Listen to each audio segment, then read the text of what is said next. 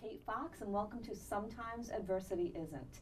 I am thrilled today to bring to you a special guest, someone who is very special to me and has quite a few things to bring to the table today.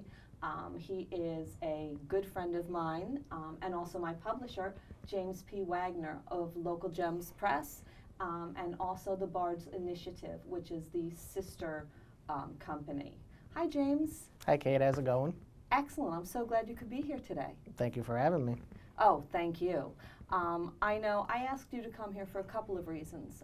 Number one, because of our relationship and the part you played in my entire experience. You published my first book, you published my second book, and we've become friends. And you do so much for the publishing community, the poetry community, and you also do this, and you are autistic. Correct.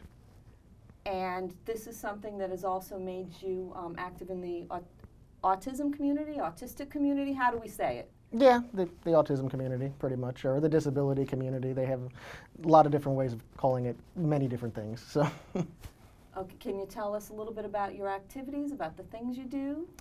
Well, I mean, it kind of started with the publishing, like the way that I got into the autism advocacy kind of came after the publishing. It kind of, I guess I kind of have to go back to college and grad school, because a lot of people always ask me, how did you start off with a publishing company? You know, and most people, when they do something, they like, well, when I was 5 years old, I set out a master plan, but we all know that, like, I mean, even in your day-to-day, you plan to, like, go to the bank and the post office and the supermarket, and you maybe get like half of those done.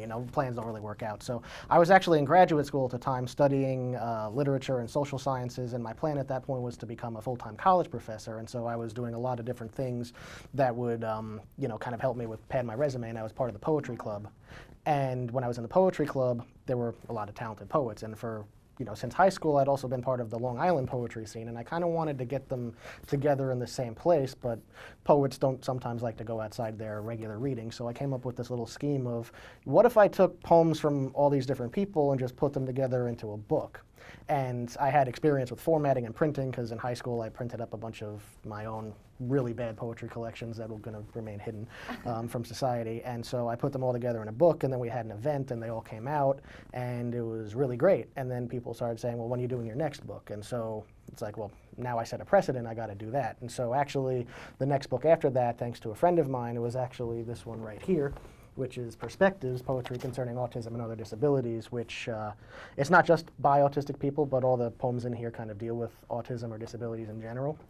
And once we published this, there was actually a big splash that came after that, because a lot of the groups in the communities were like, well, we never really had poetry in an organized fashion about disabilities before. It's always like scientific or academic work, and so they all wanted to get their hands on it. They want to interview us, and that's kind of how I met a bunch of organizers in the community, and then they just sort of invited me on like radio shows to talk and get my point of view about it, and the fact that I was autistic was just kind of an after the fact thing.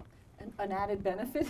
Pretty much, yeah. And now this came out through Local Gems? Correct. Okay, so now you have Local Gems. How did you come up with the Bards Initiative?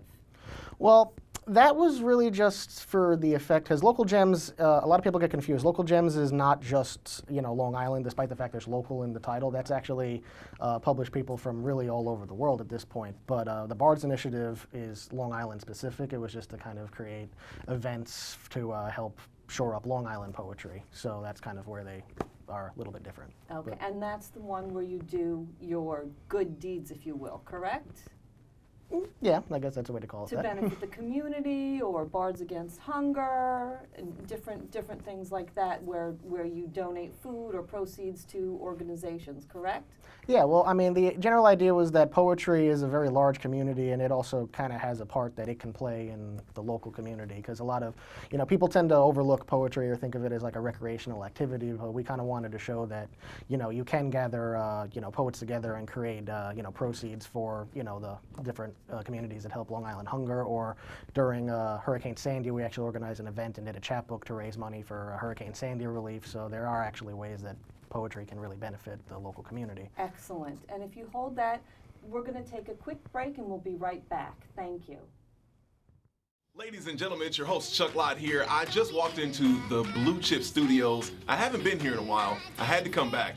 And to my surprise, I look on the desk. What do I see? Blueprint magazine. What help? First, let me say congratulations to Corinne, Carol, and all the staff. This is awesome, but I want all of you to make sure that you check out the launch party for the magazine at the Blue Point Bistro and Grill on September the 14th from 6 to 8. Now, I know how you like free stuff. Guess what? Everything's free. So you can come, your mama can come, your dad, whoever. You can even bring your girlfriend or your boyfriend or whatever you want. I don't care. I'm gonna be there 6 to 8. I gotta get back home, 8 o'clock. I gotta do some things, whatever. But Blue Point Bistro and Grill, 154 Montauk Highway in Blue Point, of course. Are you doing anything on September the 14th? I know where I'll be. Where will you be? I'll see you soon.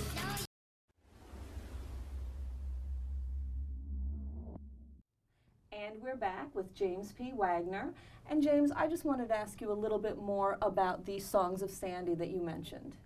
Okay, well, that was actually an idea that both myself and my partner Nick Hale, who's currently in Virginia, he kind of runs the poetry groups there.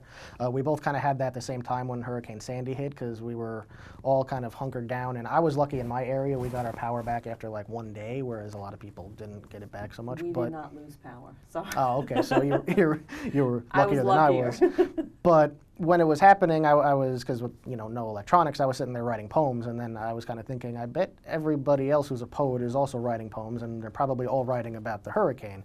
And so when I got power back and I contacted Nick, who wasn't in the state, I told him, we need to collect some submissions quick so we could throw together like a chapbook about Sandy, and then there's going to be like relief efforts, so we could like sell the chapbook as like a fundraiser for the hurricane. And we only took submissions for 2 weeks, and it ended up becoming a full-fledged book. It wasn't just Wow. a little chapbook. It's actually quite thick. Yes, it is. And at least for something taken in that period. And so we ended up having a how they had like the 12-12-12 concert, where we actually kind of had I think it was 1913, because at the Walt Whitman birthplace we had a big poetry reading where people came, they paid an entry fee, they donated, they bought the book, and all the proceeds went to the local relief efforts for Hurricane Sandy. Excellent. That's really great. Now, if someone wants to get in touch with you, wants to check out your website, how would they do that? Well, our website is www.localgemspoetrypress.com, and that's the one that I would go to, because that's the one that has all of our different projects. We do some through the Bards Initiative, but that's really where there's a, you can see everything on that website. Yes, yes, and that's where they feature me. I'm sorry.